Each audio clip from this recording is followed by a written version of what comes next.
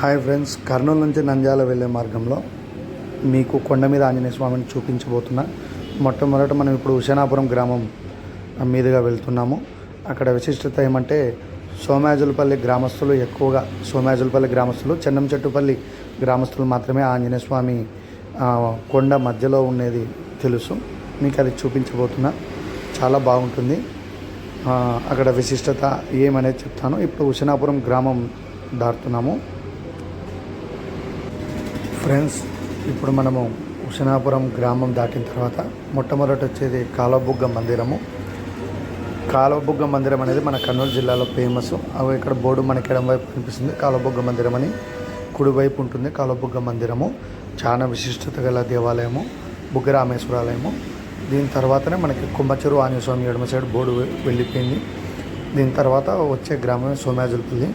మనకు ఆ దూరం ఏదైతే కొండ కనిపిస్తుందో ఆ కొండ మధ్యలోనే, ఇప్పుడు మనం అదే కొండ ఎక్కపోతున్నాం, ఆ కొండ మధ్యలోనే ఆంజనేయ స్వామి ఉన్నాడు. మనం అక్కడికే వెళ్ళబోతున్నాము. ఈ సోమాజులపల్లి గ్రామం ఇప్పుడు వస్తుంది.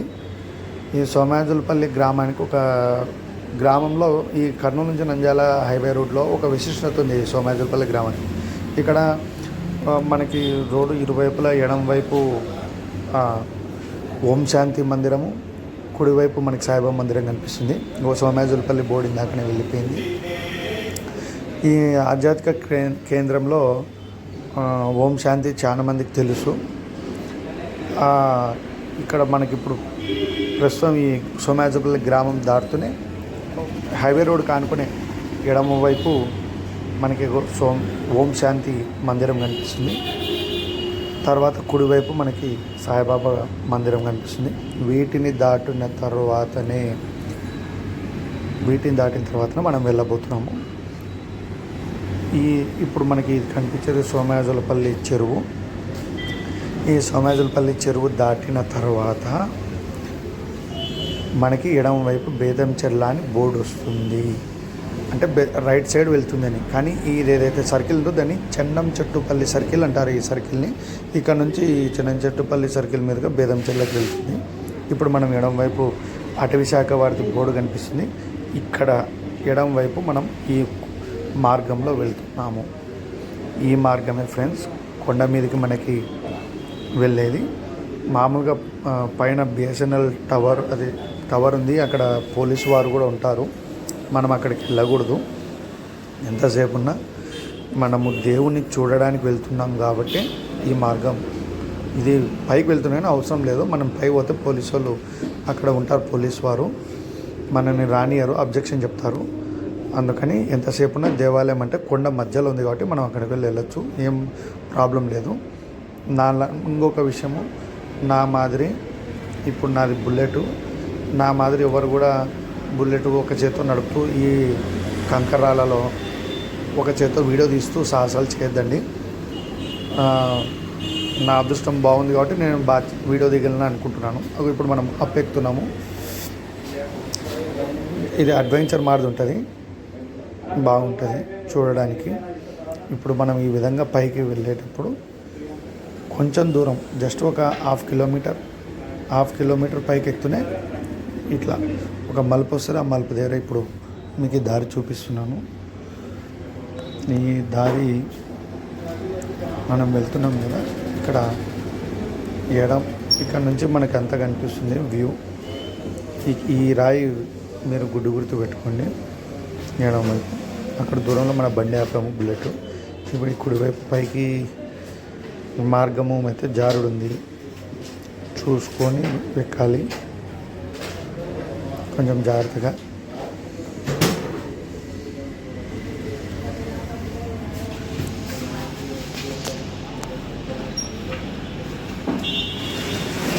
ఇక్కడ ఎక్కిన తర్వాత ఇదే మార్గం మనకి ఆల్రెడీ ఒక దారి కనిపిస్తుంది. ఆ గడ్డి ఆ పొలాల మధ్యలో ఎట్లా వెళ్ళాలి పైకి అని, రాళ్ళ గుండా వెళ్ళాలి మనం.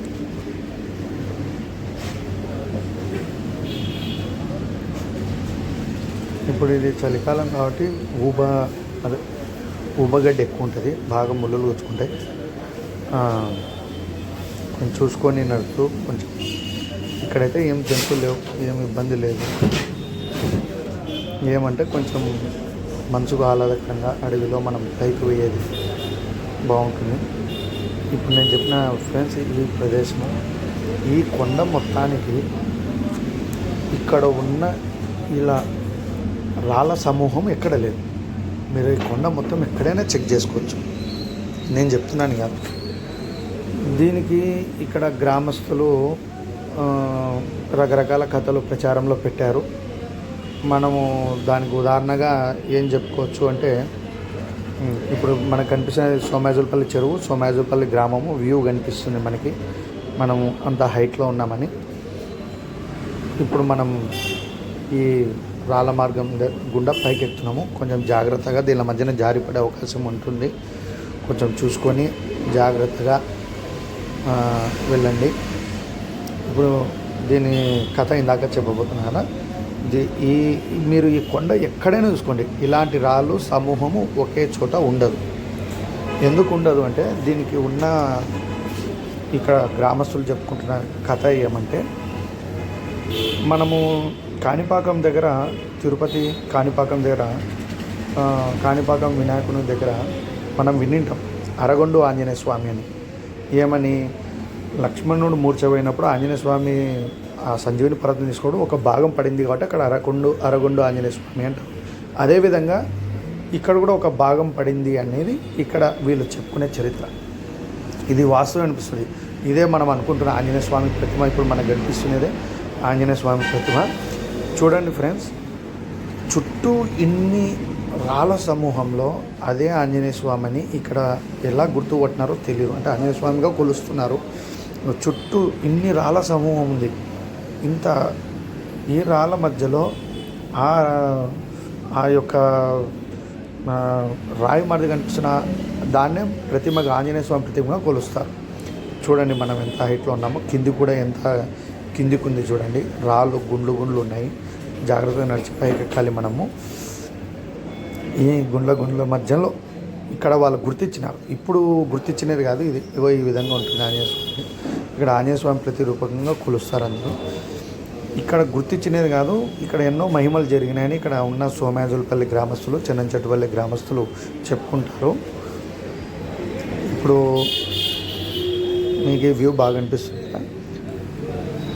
ఈ ఆంజనేయ స్వామి వాన పడనప్పుడు వచ్చి మొక్కుండి ఇక్కడ స్వామికి నువ్వుల నూనె సింధూరంతో తమలపాకు దండేసి, మాల వేసి, గులాబీల దండేసి బాగా కొంచెం మనం నైవేద్యాలు పెట్టి చేస్తే వాన పడుతుందని ఇక్కడ వీళ్ళు అనుకోవడము.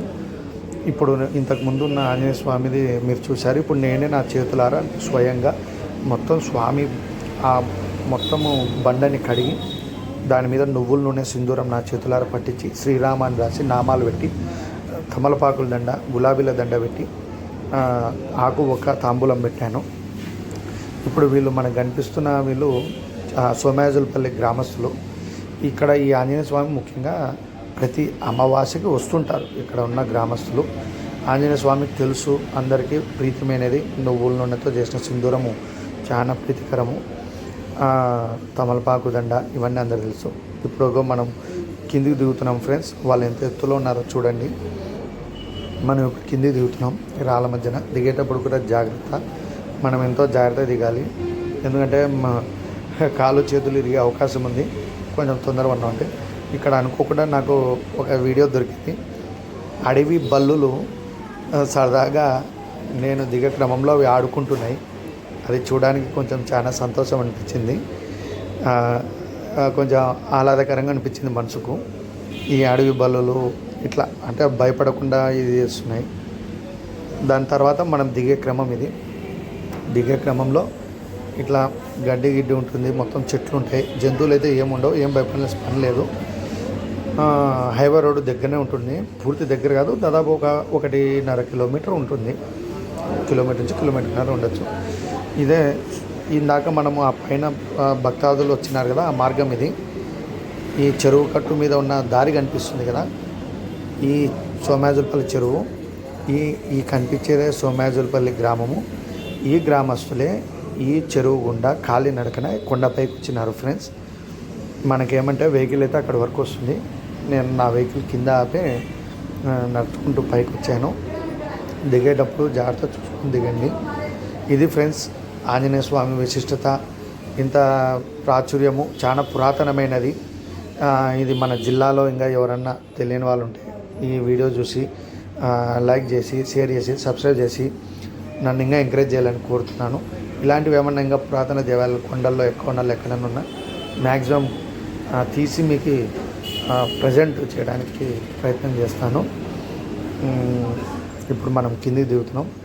మీరు మాత్రం ఖచ్చితంగా దీన్ని షేర్ చేయండి.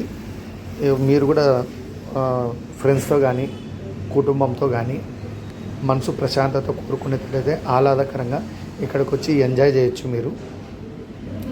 ఇది దిగుతున్నాం ఫ్రెండ్స్. ఇట్లా జారుడు ఉంటుంది, దిగేటప్పుడు కూడా జాగ్రత్త. ఇదే మార్గం మనకి కనిపించేదే గుర్తు పెట్టుకోండి. ఆ బండ, చిన్న బండ ఉంటుంది రోడ్డు పక్కన. Okay, bye friends.